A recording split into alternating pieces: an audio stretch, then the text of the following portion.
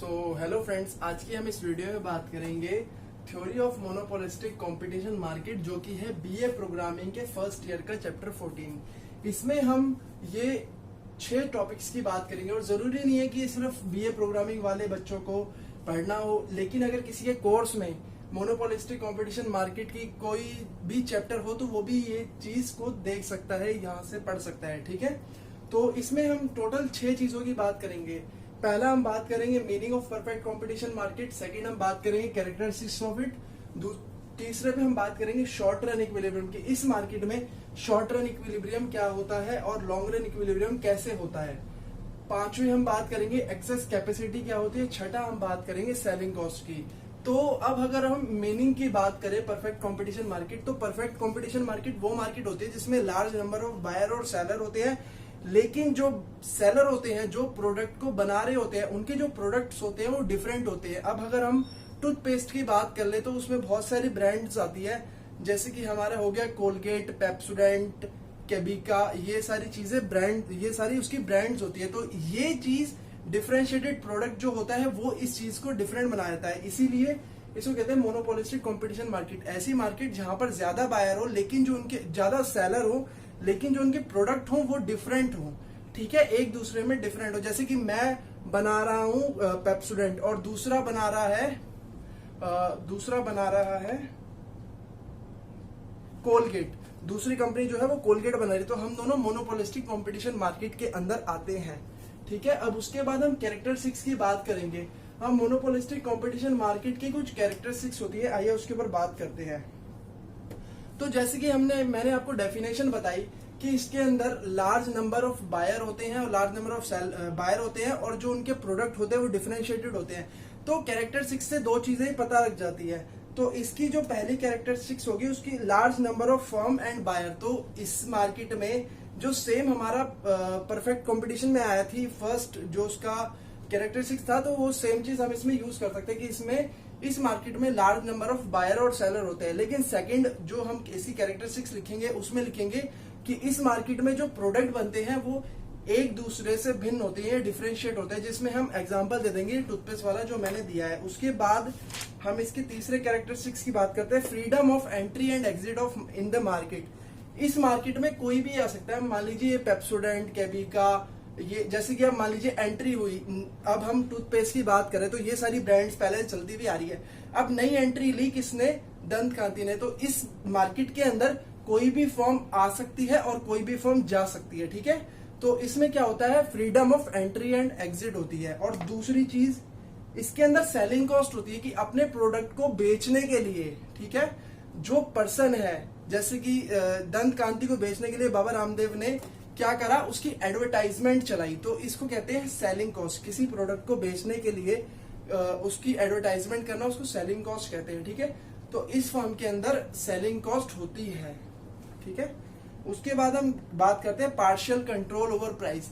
अब क्या होता है, इसमें हमारा जो कंट्रोल होता है प्राइस के ऊपर वो पार्शियल होता है कि हम किसी भी, जैसे कि आप डिफरेंट टूथपेस्ट लेने जाएंगे तो आपको डिफरेंट प्राइस पर मिलेंगे। जिसका प्राइस कम होगा ऑब्वियसली बात है उसका जो सेल होगी वो ज्यादा होगी, और जिसका प्राइस कम ज्यादा होगा उसकी सेल कम होगी। और ये दूसरी चीज ये उसके ऊपर वेरी करता है। मान लीजिए आपको कोई महंगी चीज पसंद है तो आप उसके ऊपर जाएंगे तो ये रूल वहां पर लागू नहीं होगा। ठीक है, तो इसमें हम प्राइस को चेंज करने से अपनी जो डिमांड है वो थोड़ी बहुत इफेक्ट या ज्यादा या कम कर सकते हैं। अब उसके बाद हम बात करते हैं short run equilibrium of monopolistic competition market. Characteristics खत्म हो गए, मीनिंग मैंने आपको समझा दिया। इस टॉपिक में ज्यादा कुछ नहीं है। अगर आपने परफेक्ट कंपटीशन के वो 3 ग्राफ याद रखे होंगे, लॉन्ग रन में, शॉर्ट रन में हमको सुपर नॉर्मल प्रॉफिट होता है, नॉर्मल प्रॉफिट होता है और लॉस होता है, तो वो सारे डायग्राम इसमें काम आ जाएंगे। लेकिन एक उसमें थोड़ा सा चेंज हो जाएगा। परफेक्ट कंपटीशन में क्या था, जो AR, MR और P था वो हमारा जो था वो परफेक्ट कंपटीशन में हमने ये ग्राफ ऐसे बनाया था। ठीक है, AR is equals to MR is equals to P। और इसमें क्या था, हमने जो इक्विलिब्रियम दिखाया था, मैंने आपको क्या डेफिनेशन बताई थी, ये MC, जो मार्जिनल कॉस्ट है वो मार्जिनल रिवेन्यू कर्व को यहाँ पर कट करके ऊपर उठना चाहिए। तो MRMC अप्रोच सिखाई थी। इसमें क्या होगा, इसमें इसकी जो मैंने कैरेक्टरिस्टिक्स बताई थी जो कि है पार्शियल कंट्रोल ओवर प्राइस। इससे क्या होगा, जो पर्सन है वो प्राइस को रिड्यूस करके अपनी जो क्वांटिटी है उसको बढ़ा देगा। तो इससे होगा क्या, इससे जो इस मार्केट का एवरेज रेवेन्यू और मार्जिनल रेवेन्यू कर्व है वो डाउनवर्ड स्लोप बन जाएगा। मार्जिनल रेवेन्यू जीरो से लेके नेगेटिव चला जाएगा, लेकिन तब भी प्रोडक्शन होगा। लेकिन जैसे ही एवरेज रेवेन्यू जीरो को या नेगेटिव उसको टच करेगा तो क्या होगा, जो कंपनी है वो शट हो जाएगी। क्यों? क्योंकि वहां पर उसको हैवी लॉस हो रहा होगा। तो आइए उसके बाद हम बात करते हैं शॉर्ट रन इक्विलिब्रियम, जो कि मैं आपको समझा रहा था। ठीक है, चलिए।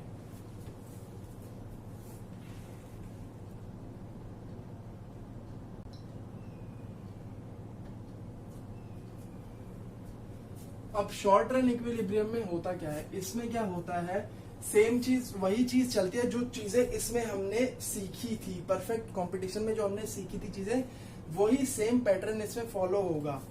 OX एक्सिस के ऊपर हमारी जो है वो क्वांटिटी आएगी और OY एक्सिस पे हमारी कॉस्ट आएगी और रेवेन्यू आएगा।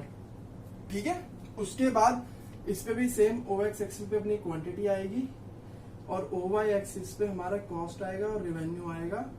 ये हमारा है Q1, ये हमारा है Q1, ये QU, ये क्वांटिटी की स्पेलिंग है। ठीक है, उसके बाद अब होगा क्या, जैसे हमने MRMC अप्रोच से सीखा था कि इक्विलिब्रियम किसी भी फर्म का कहाँ आता है, जहां पर हमारा marginal revenue, marginal cost curve marginal revenue curve को नीचे से काट के ऊपर की ओर बढ़े।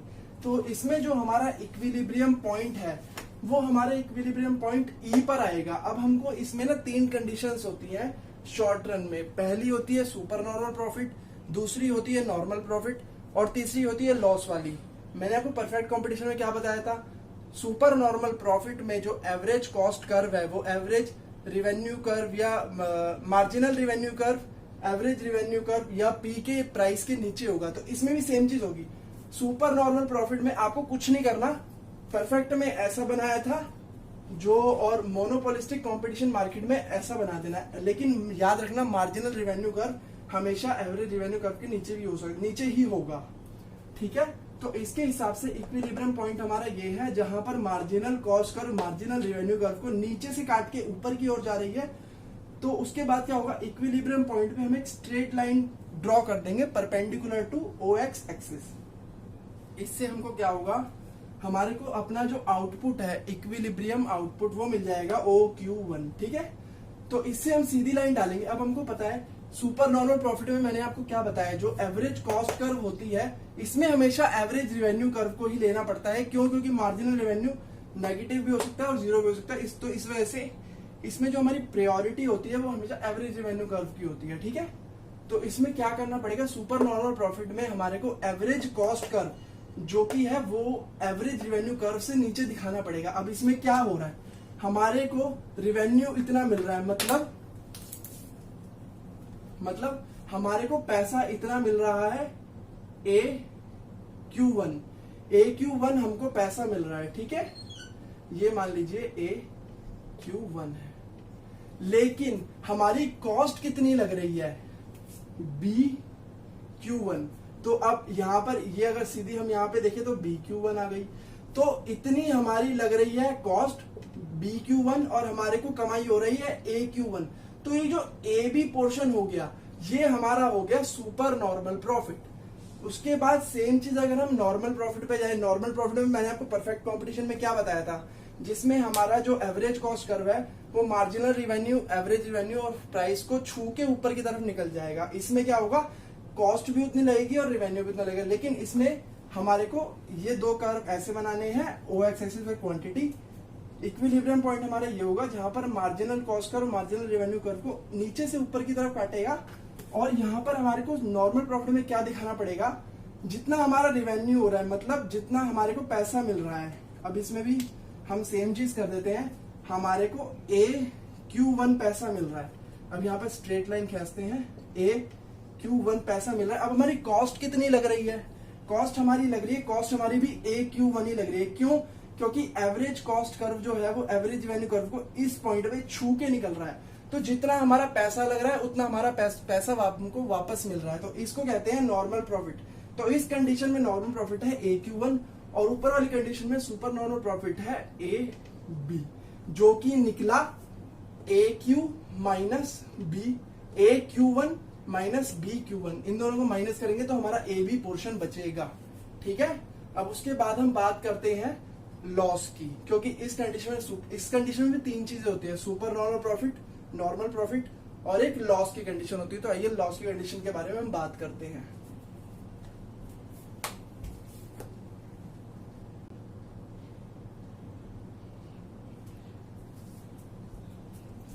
अब हम बात करते हैं मिनिमम लॉस की। मैंने आपको परफेक्ट कंपटीशन में क्या बताया था, मिनिमम लॉस किसी भी फर्म को कब होता है जब वो अपनी एवरेज वेरिएबल कॉस्ट को पूरा कर रही होती है, उस क्वांटिटी के आउटपुट पे उसको मिनिमम लॉस हो रहा होता है। अब उसमें क्या करा था हमने, सेम चीज ऐसे कर दी थी और उसके ऊपर एवरेज वेरिएबल कॉस्ट कर को हमने यहां से टच करके ऊपर ले गए थे। ठीक है, इसमें भी सेम चीज करनी है। इसमें हमारे को OX एक्सिस पे हमको क्वांटिटी बतानी है। ठीक है, ये Q1 हमारी क्वांटिटी हो गई, OY एक्सिस पे हमारे को कॉस्ट और रिवेन्यू कर्व बतानी है। ठीक है, इक्विलिब्रियम पॉइंट हमारा ये है हमारा MRMC अप्रोच के अकॉर्डिंग। अब इसके बाद इक्विलिब्रियम पॉइंट से हम एक स्ट्रेट लाइन खींच देंगे। ये सिर्फ उनके लिए है जिनको ग्राफ को समझने में दिक्कत होती है। अब मैंने मिनिमम लॉस की कंडीशन आपको क्या बताएगी, लेकिन आपको ये चीज याद रखनी ही पड़ेगी। मिनिमम लॉस की कंडीशन वो कंडीशन होती है जहां पर हमारा एवरेज रिवेन्यू कर्व जो है वो एवरेज वेरिएबल कॉस्ट कर्व है वो एवरेज रिवेन्यू कर्व को टच करके निकले। मतलब जो हमारा जो रिवेन्यू है ना वो सिर्फ हमारी वेरिएबल कॉस्ट को पूरा कर रहा हो। क्यों? क्योंकि फिक्स कॉस्ट को पूरा कर रहा है, कोई दिक्कत नहीं है। क्यों? क्योंकि जब कोई भी जो फर्म लगती है तो जो प्रोड्यूसर होता है वो फिक्स कॉस्ट जितनी भी उसको बियर करनी पड़ेगी, उसका जो पहले से ही उसका अपने बैंक अकाउंट में उतना पैसा रखता है ताकि उससे उसको कोई इफेक्ट ना हो। ठीक है, तो अब मिनिमम लॉस की कंडीशन में क्या हो रहा है, यहाँ पे average variable cost average revenue curve से काफी ऊपर है। देखिए एवरेज रिवेन्यू कर्व हमारा ये रहा और एवरेज कॉस्ट ये रही, लेकिन हमारे को इसमें मिनिमम लॉस बताना है। मिनिमम लॉस में क्या करेंगे, छोटी चीज करेंगे, एवरेज वेरिएबल कॉस्ट कर्व को एवरेज रिवेन्यू कर्व को टच करके ऊपर कर देंगे। तो ये हमारी जो कंडीशन आ जाएगी, ये है हमारी मिनिमम लॉस की कंडीशन। OQ1 आउटपुट पर जो हमारा प्रोड्यूसर है उसको मिनिमम लॉस हो रहा है। ठीक है, मिनिमम लॉस हो रहा है। उसके बाद अगर हमको लॉस को कैलकुलेट करना होगा तो एवरेज कॉस्ट कर्व से लेके इतना यहाँ पर एक स्ट्रेट लाइन खींचेंगे और यहाँ पर एक स्ट्रेट लाइन खींचेंगे। तो ये वाला जो एरिया होगा ना, ये हमको इसमें तो हमको पता लग गया कि इतना लॉस हो रहा है, लेकिन अगर हम ग्राफ के जरिए या न्यूमेरिकल टर्म में निकालें तो कितना लॉस हो रहा है, तो हमारे को ये जो रेक्टेंगल है ABCD, इतना लॉस हो रहा है हमारे को, इतना हमारा एवरेज कॉस्ट कर्व इतना हमारा ऊपर है। अगर ये ही चीज नीचे होती ना तो हमारी नॉर्मल प्रॉफिट को दिखाई थी, जिससे क्या होता, हमारी टोटल कॉस्ट भी निकल रही है और वेरिएबल कॉस्ट भी निकल रही है। तो इसमें जो हमारी टोटल कॉस्ट नहीं निकल रही है ना, वो ये चीज है। क्यों? क्योंकि हमने सुना था AC is equals to AVC plus AFC। तो अगर हमारे को ये भी दे रखा है कर्व, ये कर्व दे रखा है, तो इन दोनों का जो डिफरेंस होगा ना वो हमारा ये होगा। तो हमारी ये वाली जो कॉस्ट है ना, एवरेज फिक्स कॉस्ट, ये पूरी नहीं हो रही है इस कंडीशन में। तो इसको हम बोलेंगे, ये वाली कंडीशन हो जाएगी हमारी मिनिमम लॉस की कंडीशन। ठीक है, अब लॉन्ग रन में मैंने आपको पहले भी बताया था, लॉन्ग रन में मैंने आपको कोई ग्राफ नहीं बनाया था, मैंने सिर्फ ये बोला था वर्बली में आपको बताऊंगा। कोई सी भी वो फर्म हो, लॉन्ग रन में उसको हमेशा याद रखिएगा, मतलब मोनोपोलिस्टिक कंपटीशन में लॉन्ग रन इक्विलिब्रियम में जो हमेशा कोई भी फर्म होगी ना, उसको हमेशा नॉर्मल प्रॉफिट की कंडीशन ही हो रही होगी। क्योंकि नॉर्मल लॉन्ग रन में क्या होता है, लॉन्ग रन वह पीरियड होता है जिसमें हम हमारे जो दोनों फैक्टर होते हैं उनको हम चेंज कर सकते हैं। तो चेंज करने के प्रोसेस में क्या होगा, हमेशा लॉन्ग रन में हमारे को नॉर्मल प्रॉफिट ही देखने को मिलेगा। ठीक है, तो हमेशा एक चीज याद रखिएगा कि मोनोपोलिस्टिक कंपटीशन मार्केट में या परफेक्ट कंपटीशन मार्केट में, परफेक्ट कंपटीशन नहीं, मोनोपोलिस्टिक कंपटीशन मार्केट में जो लॉन्ग रन इक्विलिब्रियम है वो हमेशा नॉर्मल प्रॉफिट पर ही रहेगा। ठीक है, तो आइए हम एक्सेस कैपेसिटी की और सेलिंग कॉस्ट की अब बात करते हैं। ठीक है, हमेशा याद रखिए मोनोपोलिस्टिक कंपटीशन मार्केट में लॉन्ग रन में जो हमारा नॉर्मल प्रॉफिट है वो हमेशा रहेगा। ठीक है,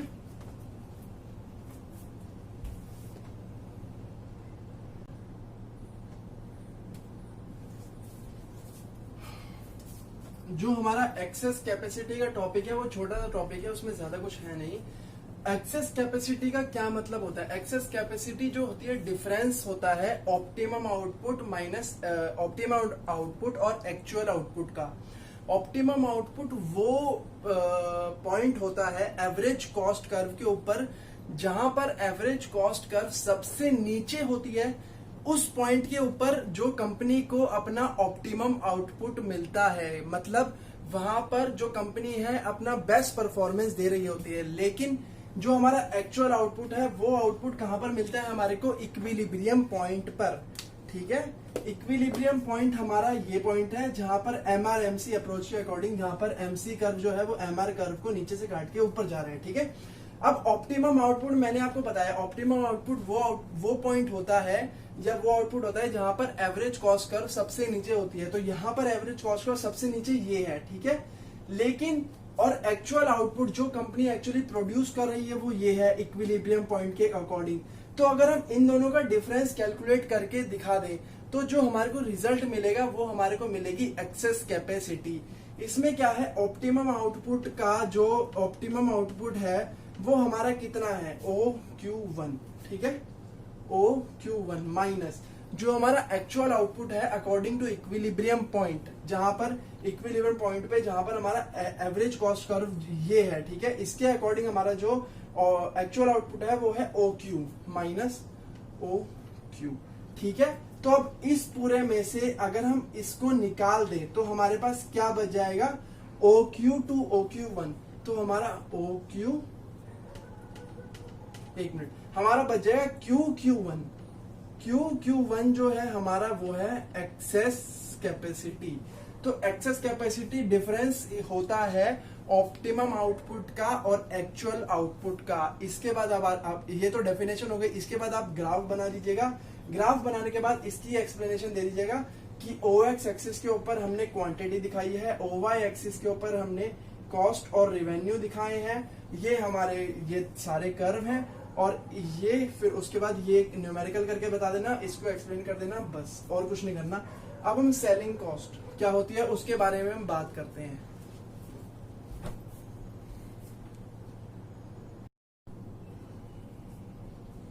तो अब हम अपने लास्ट टॉपिक के बारे में बात करते हैं जो कि सेलिंग कॉस्ट है। सेलिंग कॉस्ट का मतलब सिंपल सा है, जो कि मैंने सेम चीज आपको यहाँ पे कैरेक्टरिस्टिक्स में ही बता दी थी। सेलिंग कॉस्ट वो कॉस्ट होती है जिसमें जो कंपनी है अपनी जो प्रोडक्ट की सेल है उसको पुश करने के लिए या उसको इंक्रीज करने के लिए जो जो चीजें करती है, जैसे कि एडवर्टाइजमेंट हो गई, और जैसे कि आपको फ्री सैंपल मिलते हैं कि आप ये चीज ले जाइए, थोड़ा सा यूज करिए, अगर आपको अच्छी लगे तो और खरीद लीजिएगा, इसको भी सेलिंग कॉस्ट के अंदर ही गिनते हैं। तो सेलिंग कॉस्ट जो है वो किसी मोनोपोलिस्टिक कंपटीशन में, खास करके जहां पर जो कंपटीशन है वो बहुत तगड़ा होता है, जैसे कि पेप्सोडेंट हो गई, कोलगेट हो गई, और अब दंत कांति आई है, नई नई मतलब जो प्रोडक्ट्स आते रहते हैं उनको सेल करने के लिए जो प्रोड्यूसर है उसको सेलिंग कॉस्ट के ऊपर हैवी अमाउंट जो है वो स्पेंड करना पड़ता है। क्योंकि अगर सेलिंग कॉस्ट करेगा नहीं तो किसी कस्टमर को पता नहीं चलेगा कि भाई अच्छा ये प्रोडक्ट मार्केट में इस ब्रांड का नया प्रोडक्ट आया है, तो अगर किसी को पता ही नहीं चलेगा तो उसकी सेल हो ही नहीं पाएगी। तो इस वजह से जो मोनोपोलिस्टिक कंपटीशन मार्केट है उसमें जो सेलिंग कॉस्ट है वो बहुत बड़ा रोल प्ले करती है उस मार्केट के या उस प्रोड्यूसर के आउटपुट को बेचने के लिए। तो आई होप कि आपको ये वीडियो पसंद आई होगी। अगर आपको ये वीडियो पसंद आए तो ही लाइक करिएगा और कमेंट करके आप मेरे को बता भी सकते हैं, ठीक है। उसके बाद अब हम नेक्स्ट वीडियो में आपसे मिलते हैं। तो इसके बाद जैसे कि मैंने आपको पढ़ा दिया, अब इसके बाद आपको क्या करना है, अपनी किताब में से तुरंत पढ़ना है। अगर आप ये प्रोसीजर फॉलो नहीं करोगे तो आपको कुछ याद नहीं होगा। वीडियो देखा तब तक पता लगा, उसके बाद सब खत्म। उसके बाद लेकिन अगर आपने उसके तुरंत बाद कॉपी खोल के अपना ये किताब बुक खोल के उसमें से पढ़ लिया तो आपको ये चीजें हैं वो दिमाग में रट जाएगी। तो आपको इसके बाद अपनी किताब में से पढ़ाई भी करनी है, ठीक है। Thanks for watching this video.